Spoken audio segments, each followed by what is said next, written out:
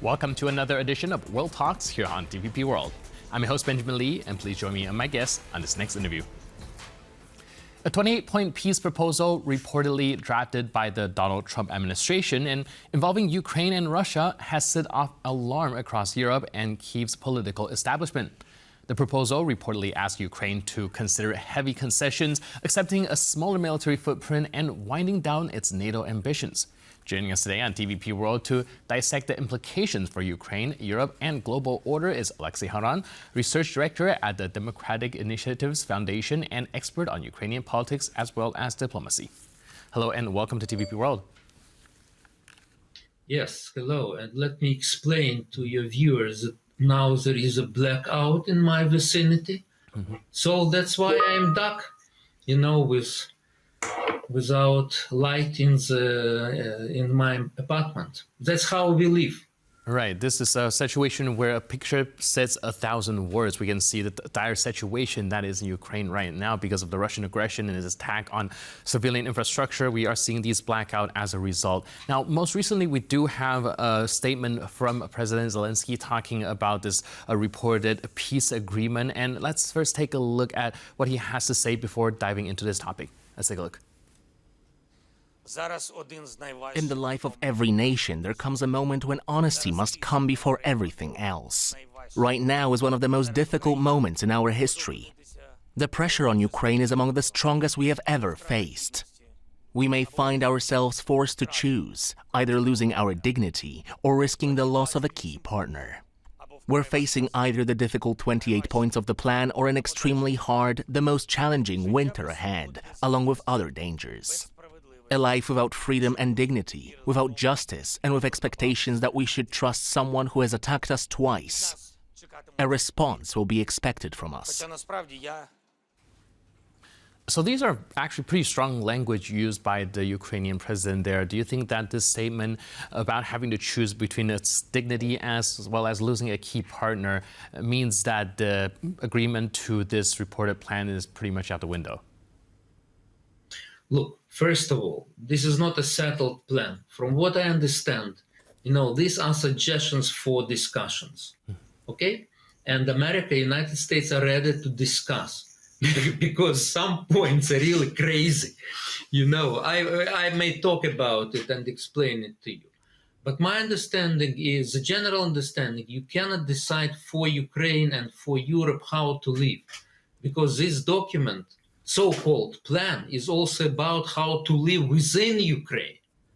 How to live within Ukraine and how to build our relations between EU and Ukraine. So basically, neither Russia nor United States, with all the respect, they cannot, push EU and Ukraine for they cannot decide for EU and Ukraine how to build our relations. But let me correct my president. He said it's about our dignity. I would say more strongly,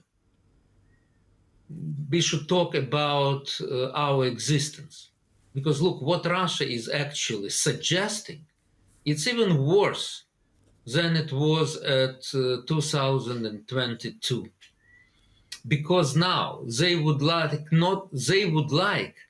okay, Ukraine is ready to freeze the situation, okay? Russia is not ready for compromises, is not ready for concessions. They are demanding from Ukraine to withdraw from those parts of Ukraine which Russia doesn't control. This is the first thing.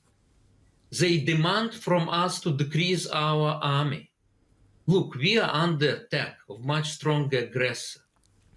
And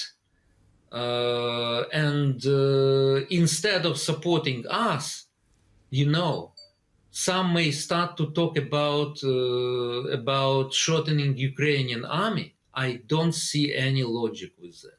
Again, I may comment about other things in this plan.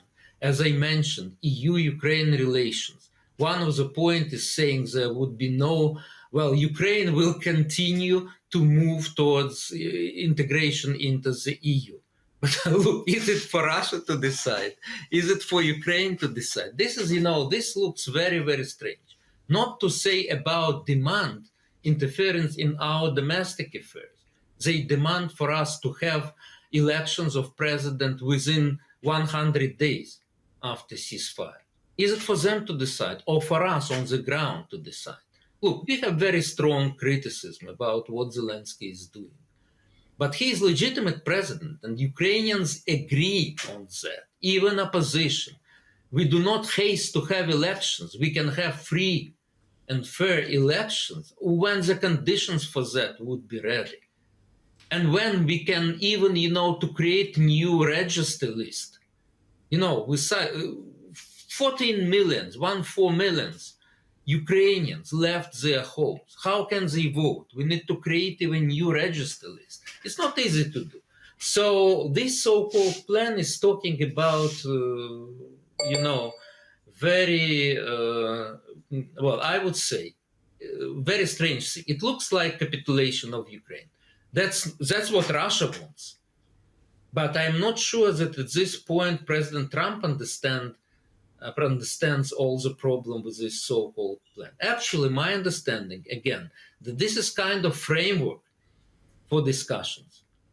All right, like you mentioned, this is not just talking about how Ukraine goes about conducting its diplomacy or how it carries out its military, but also more fundamentally how the country chooses to live. So a lot of people are now kind of comparing this so-called peace plan to that of the Yalta Agreement, where it divided. No, it's not. It's not Yalta Agreement. The Yalta Agreement, yes, but actually, Europeans may think about it because Yalta Agreement was about dividing the world between three great powers at the end of World War II. But it resembles to me what happened to Czechoslovakia in Munich, when the fate of Czechoslovakia was decided without Czechoslovakia. And it didn't stop Hitler. Hitler continued his war. So that's why we know the so-called Munich, the word Munich or Munich Agreement is associated with the appeasement of aggressor. So that's how this so-called plan look like. We are in a very difficult situation right now, because if President Trump insists on that, it will put it in a very difficult condition. So what to do?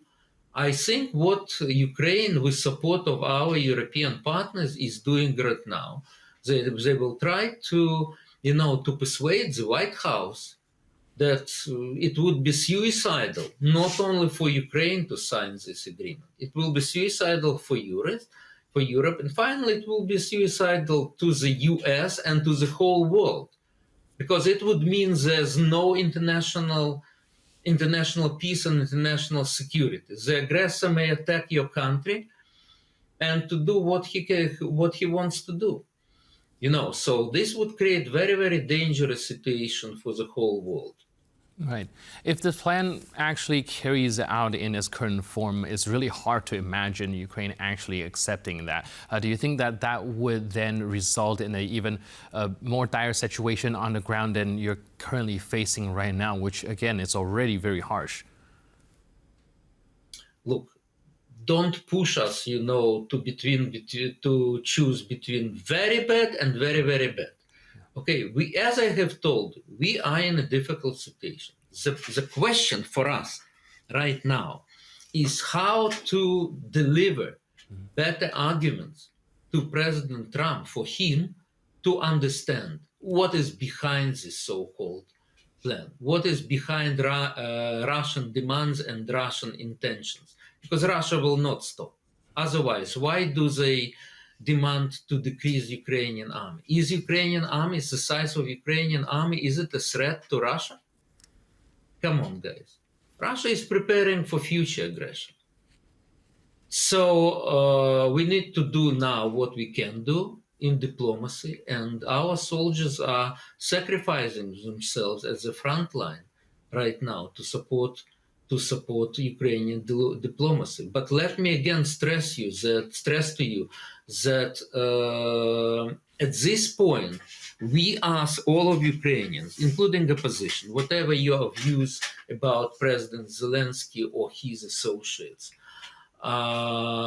we are supporting our president in defending Ukrainian national interest, because it's in our national interest.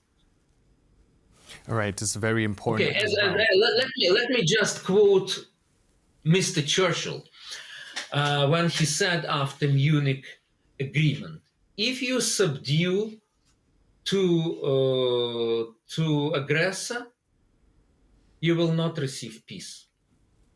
But if you subdue to him, you will receive the further aggression, the continuation of aggression. So, trying to make peace with crocodile will not help you.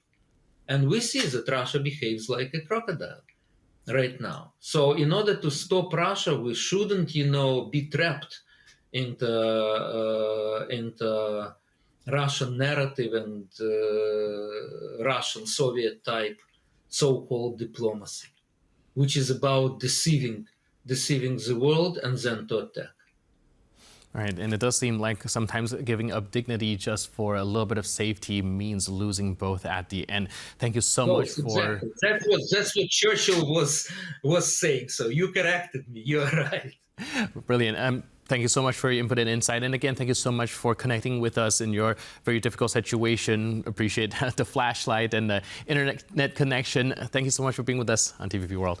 We will have it in 5 hours. All right. 5 hours, we will have the light again. Godspeed. And thank you for tuning into this edition of World Talks. For more news, update, and commentary, please stay tuned to TVP World.